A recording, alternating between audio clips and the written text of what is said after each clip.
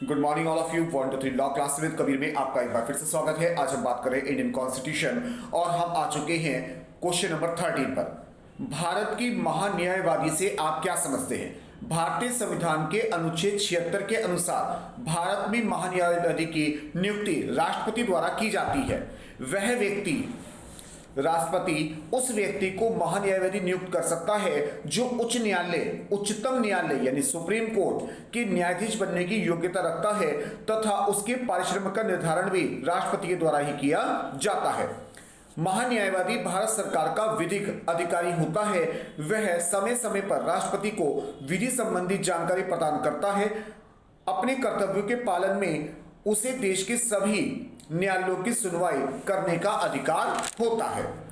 अगले प्रश्न पर आते हैं। प्रधानमंत्री की नियुक्ति से आप क्या समझते हैं? संविधान के अनुच्छेद 75 के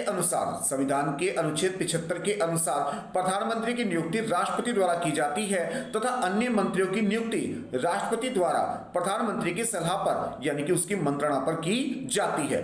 परंतु प्रधानमंत्री की नियुक्ति करने के लिए राष्ट्रपति अपने विवेक से नहीं बल्कि लोकसभा के जो बहुमत दल का नेता होगा या ऐसा व्यक्ति जिससे सदन में बहुमत प्राप्त होता है उसी को प्रधानमंत्री के पद पर शपथ दिलवा सकता है। अनुच्छेद 75(3) के अनुसार के अनुसार मंत्रिमंडल का गठन प्रधानमंत्री द्वारा किया जाता है तथा मंत्रिमंडल के सामूहिक रूप से लोकसभा के प्रति उत्तरदायित्व होता है। आइए इन प्रश्नों को जरा सरल भाषा में समझ लेते हैं एक बार। पहला प्रश्न मैंने आपको 13 नंबर पर लिया है कि भारत का महान्यायवादी कौन होता है? राष्ट्रपति अपने कार्य के लिए अपने साथ एक सलाहकार को नियुक्त करता है जो सुप्रीम कोर्ट का जज बनने की योग्यता रखता है। उसको कितना वेतन दिया जाएगा, कितना पारिश्रमिक दिया जाएगा, इसका निर्धारण राष्ट्रपति द्वारा ही किया जाता है। यह समय समय पर जो न्यायालय हैं उनकी सुनवाई करता है। राष्ट्रपति उससे जो भी सलाह मशवरा या जानकारी प्राप्त करता है वह जानकारी प्रदान करता है। इसके बाद दूसरा पॉइंट मैंने आपको बताया प्रधानमंत्री के बारे में।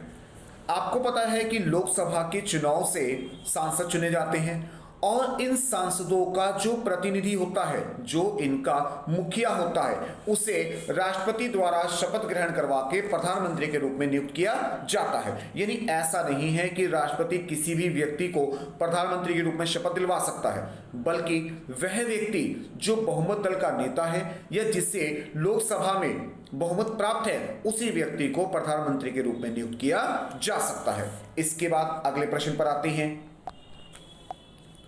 प्रश्न नंबर है 15। संसद के सदस्यों की प्रमुख अहर्ताएं क्या है, यानी क्या क्या उनके अंदर योग्यता होनी चाहिए? अनुच्छेद 84 के अनुसार संसद के सदस्यों के लिए किसी व्यक्ति में निम्नलिखित गुणों या योग्यताओं का होना आवश्यक होता है।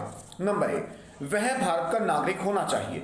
यानी अगर कोई भी व्यक्ति इलेक्शन में यानी चुनाव में खड़ा होना चाह रहा है तो वह भारत का नागरिक होना चाहिए। नंबर 2, राज्यसभा के सदस्यों के लिए कम से कम उसकी आयु 30 वर्ष तथा लोकसभा का चुनाव लड़ने के लिए उसकी आयु कम से कम 25 वर्ष होनी चाहिए। यानी अगर आप लोकसभा का चुनाव लड़ रहे हैं तो आपकी आयु कम से कम 25 वर्ष होनी चाहिए और अगर आपको राज्यसभा में मनोनीत किया जाता है तो कम से कम आयु 30 वर्ष होनी चाहिए।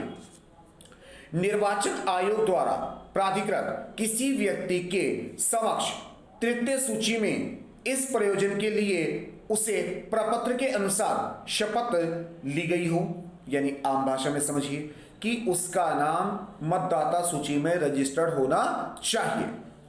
वह नंबर 4 पर आते हैं। वह ऐसी अन्य योग्यताएं रखता हो जो इस संबंध में संसद द्वारा बनाई गई हो या किसी विधि द्वारा विहित हो तो कहने का मतलब क्या है, दोबारा समझिए। सबसे पहले आयु आप याद रखिए, लोकसभा के लिए 25 वर्ष, राज्यसभा के लिए 30 वर्ष।